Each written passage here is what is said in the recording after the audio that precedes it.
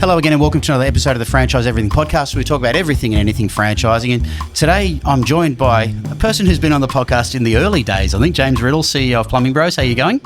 Good, Glenn. Thanks for having me several times now. It is, always isn't it? good to come back. It's been a little while. It's because you're Perth-based, isn't it? We don't get to see you as often, mate. Thank you for stopping by. We're at the National Franchise Convention, so you're here for this. And we thought it'd be a perfect time to have what we call Plumbing Bros update, to see what you guys have been up to. I've seen you pretty active in social, active in growth. What's been happening, mate, since we last spoke? Where's the brand at? Yeah, cool. So I think back to the first time we ever spoke when there were 0 franchises, I remember that. Just a model being created, this convention even. Then a little bit more growth the next time, and a little bit more this time. So we've now got 11 partners covering 20 territories around 5 states of Australia. So significant landmass we cover now and serviceability regions. And 2025 saw a lot of internal growth. So we've got several multi-territory or multi-location partners now, which is really, really exciting for our brand, and a testament to the people that we've got on board, and being able to open up extra territories for them. And 2025 really saw we focused on 3 key areas and continue to do so, and that's before we do those, I just had a thought. For those who don't know, what does Plumbing Bros do? Because there'll be people watching this who haven't seen the other ones. Yeah. What does Plumbing Bros do quickly? Yeah, okay. So from a service level, from a consumer point of view, we fix plumbing, right? If it breaks, we fix it. We do that at a domestic and commercial level, but predominantly in people's homes, mums and dads, or B2B work as well, hotels, motels, etc. Yeah. And your franchise model, that works differently. Didn't we used to talk about the fact that you didn't need to be a plumber to be a plumber? So explain that briefly. Yeah, so that's very unique. I'm still pretty confident. I don't know this factually, but I'm still pretty confident we're the only in Australia. We'll stick with it. No, I'm 95% confident. But you don't need to be a plumber to own a Plumbing Bros franchise, and that's not because we're not looking for plumbers. We've got some plumbers in our network, and we love working with those people. But we're looking for a particular skill set and experience and background, and that's generally through business management or ownership previously in their career, or people management. And it's a leadership component that's really important to running a Plumbing Bros business. And that's just due to the scalability and the opportunity size. Okay. So we were going to go on to 3 things that are really, and we did talk about these off camera, so it's not a secret, but that you're really focusing on that. A really interesting, I think it's almost revolutionising your business a little bit. So let's start. Can you start me with the first one that you're really working on at the moment? Well, it's AI. So I think it's AI for everyone, isn't it? But you're doing it a bit different. I think everyone's saying that at the moment, and I still think I'm a novice by a long stretch. But speaking to a lot of people around here, that they seem pretty intrigued to hear what we're doing and find out more. So happy to share that. But I think, and a good thing to mention now is what we're doing in that space is it's just knowledge-based stuff, right? So an example of one of the things we're doing is, we've created a sales and marketing bot, fed it with my most favourite literature in that space, Alex Hormozy, Sabri Subi's work. Gary V or anything like that? Gary V as well. So we've got AI bots to read those entire books. And then to go one further, I've been following your stuff really closely, and you sort of led me down a bit of a garden path with Joel Kleber from the Gyms Group. He's a good friend, not sure if I should say this, but I'm sure people are aware of it. When anything that's put on YouTube, you can download the transcript. As soon as you've got the transcript, then that's another knowledge base that AI can go and learn from. And then if you package all that together, I'm pretty confident that our sales and marketing bot is significantly more. Has significant more acumen in that space than any marketing manager I've ever met. Fed by me, and others. That's good. That's good, mate. Cheers. I'm glad you're using it. I mean, this is the thing, and that's partly what we're doing here. We're bottling knowledge, and it's a key. I mean, that knowledge is all accessible in the web. All it's doing is making it more accessible and summarising it, bring it there. So you're making it accessible for franchisees in one space. Yeah. So, and what prompted you to do that? Where did you for your knowledge base? Because I think the key thing is, my take on AI is that there's so much being thrown at everyone about AI, and someone every day on LinkedIn has got a different app you should use. This is better for this is better for that. I think just picking one channel and sorting that out, and I like the knowledge-based approach. Yeah, and I can't say it started with that purpose. You just you learn, and it's changing daily, right? So we could, this could go to air in 3 weeks, and it's changed again. But at this point in time, the purpose is around gaining time back. Yep. You gain time back, and that can lead to monetary rewards for not just us at head office, but more so our franchise partners, because their success is our success. And so how's it gaining time back from a knowledge based perspective? What do they do? Well, from a group marketing fund point of view, so that's our sales and marketing fund, the group marketing fund. Yep. So we've been able to by building these bots and these resources, we've been able to drop headcount in terms of sales and marketing resources internally, but we've been able to get more value and efficiency back for our partners around the country through lead generation and sales activities, and that leads to the second thing I mentioned earlier as well is virtual assistants. So from an administrative point of view, internally we've been able to then package up the AI evolutionary stuff we're doing with our virtual assistants, and then remove the administrative burden from a sales and marketing point of view.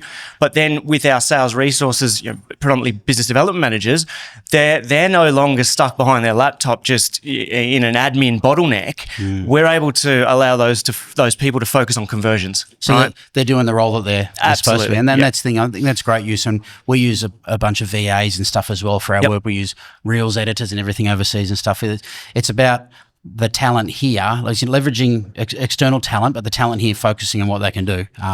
And I think we were talking about it yesterday. I don't know if you were in the marketing session yesterday. I think Tiffany English was talking about, she's got access offshoring, and she was talking about strategy kept here, but a lot of the grunt work done externally.